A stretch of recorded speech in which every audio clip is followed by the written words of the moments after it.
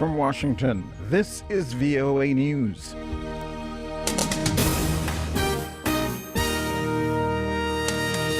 Protesters rally in defiance in Hong Kong.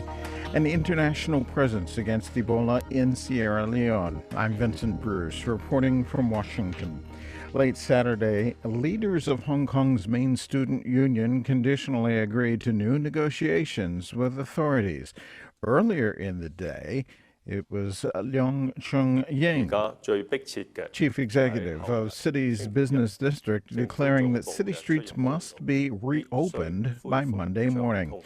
That was soon followed by thousands of defiant pro-democracy protesters staging a huge rally in the business district.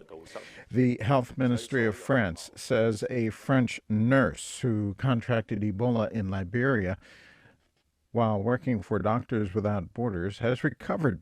She was treated at a hospital near Paris. Also Saturday, a hospital in the German city of Hamburg says it has successfully treated and discharged a Senegalese scientist who contracted Ebola in Sierra Leone.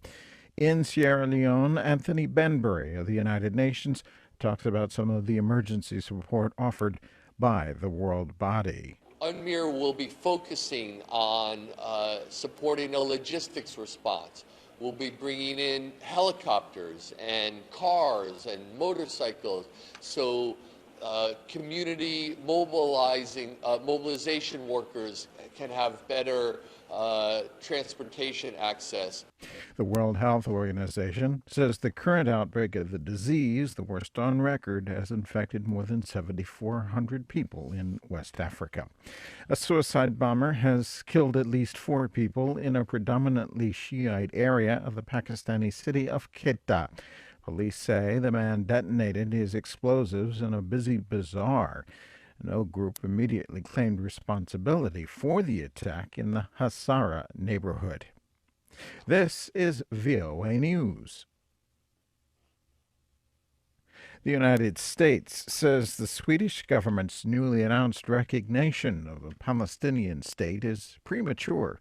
State Department spokeswoman Jen Psaki. We believe international recognition of a Palestinian state is premature.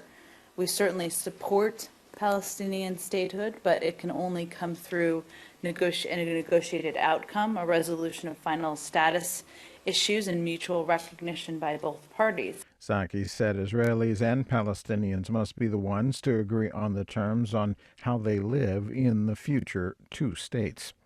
Fighting in northern Syria continued Saturday as Islamic State militants continued closing in on a Kurdish town near the Turkish border. Kurdish forces backed by U.S.-led airstrikes are trying to defend the town of Kobani from the militant advance. The parents of U.S. aid worker Peter Kassig, threatened in the Islamic State group's latest beheading video, have appealed to his captors to show mercy and let him go.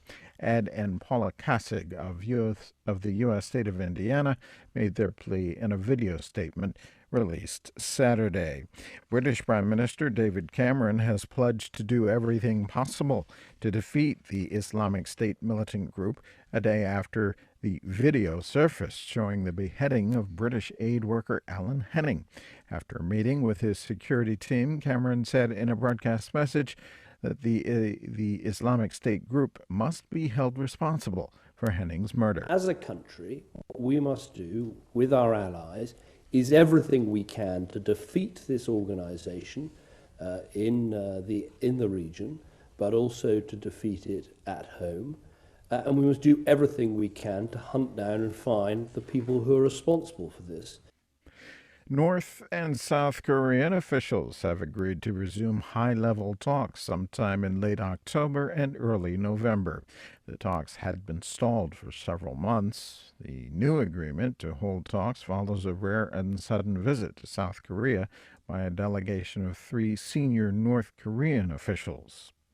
West African leaders hope to contain the spread of the Ebola virus by December of this year, but say it can only be done with the robust international help Countries most hit by the deadly virus, Liberia, Sierra Leone, and Guinea, are appealing to the international community to join the effort. They met at a U.S. African forum in Washington, D.C. U.S. officials say they do not believe a sick passenger removed from an international flight that landed at Newark Liberty International Airport in the northeast U.S. state of New Jersey is infected with the Ebola virus. Officials from the U.S. Centers for Disease Control and Prevention, dressed in hazmat suits, met United Flight 998 from Brussels Saturday and escorted a man who had been vomiting and his daughter off the plane. They are believed to have come from Liberia.